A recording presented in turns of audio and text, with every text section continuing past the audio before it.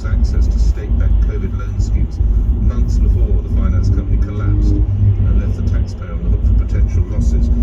It's quite a complex one. It's a bit like a whodunit or a Cluedo. David Buick, our city expert, will unwind that for you and spell out exactly what it means in a little over 10 minutes time. Last couple of front pages then for The Sun. You bet this gained a lot of attention. I don't know if you're following. This is a punter who had what's called a 5-leg accumulator, so that you put £5 on.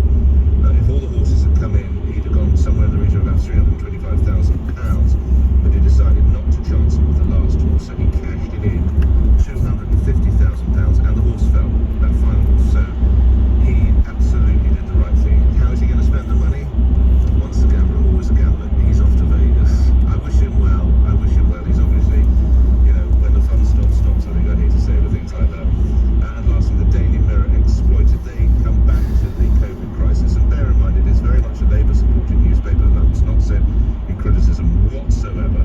But they go again a story that we've had a fair crack at, and we do sort of badger ministers and cabinet ministers over more pressure on PM over 1% nurses payoff. You may recall we quizzed Lizzie quite about that earlier this week. It is of course up for review, which I interpret as they are going to change it, and goodness me, I think they probably need to. I'll come to your call story. Let's go to Scotland, because this is a big story politically, not just in Scotland but the whole of the United Kingdom. And I can now say that the Scottish First Minister, Nicola Sturgeon, misled Scottish Parliament over the Alex Salmond crisis as a Holyrood inquiry has concluded after a narrow vote. Details now from LBC's Phil McDonald, joining me from Glasgow. Phil.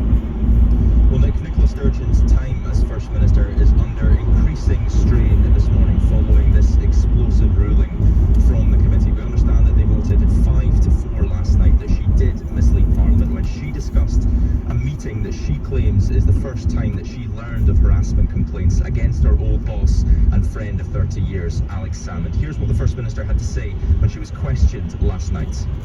First thing to say is I stand by all of the evidence I gave to the committee, all 8 hours worth of evidence. I mean, what's been clear is that opposition members of this committee made their minds up about me before I uttered a single word of evidence. Their public comments have made that clear. So this leak from the committee, very partisan leak tonight, before they've actually finalised the report, is not that surprising.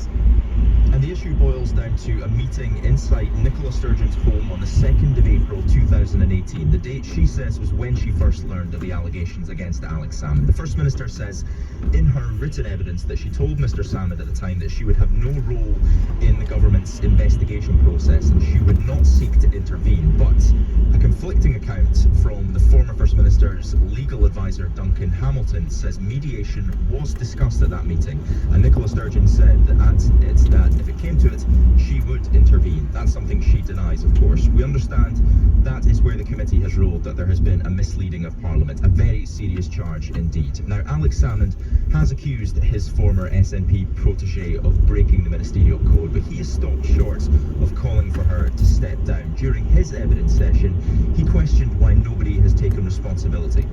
Not a single person has taken responsibility, not a single resignation, not a single sacking, not even an admonition. Instead, we have promotions or extensions of contracts and self-serving defences. Now, this leak from the committee is damaging, but we still haven't seen the final report. That should be out on Tuesday morning. We understand that in their ruling, they left out a key word, and that is knowingly. That changes things, as they refused to commit to accusing the First Minister of deliberately telling a falsehood to MSPs. The First Minister, in some way, as you heard in her clip, appears to be writing off the committee's final decision on her conduct, which she feels is clearly being decided at a partisan level. Instead, she's putting her faith in a separate, independent inquiry looking at whether or not she broke the ministerial code. She's held her hands up throughout all of this, admitting that mistakes were made throughout the harassment inquiry process, but opposition parties believe that she's in big trouble this morning, and the Scottish Tories say she's got to go, but it looks like she won't be fazed by this decision. Yesterday, she said she would put herself before the verdict of the Scottish people in a few weeks' time when she fights the Holyrood election. That, she says, Nick, is the ultimate accountability.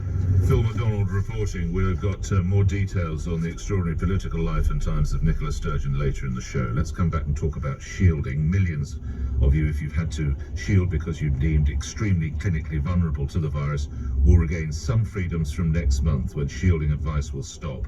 More than 25 million people vaccinated now. Of course, those who have been advised to shield themselves from the virus will no longer need to do so.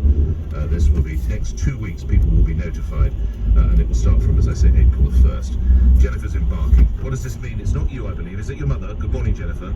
Oh, good morning, Richard. Yeah, of course I'm working. Yeah, so it's my mum that is shielding and my 4-year-old daughter. So,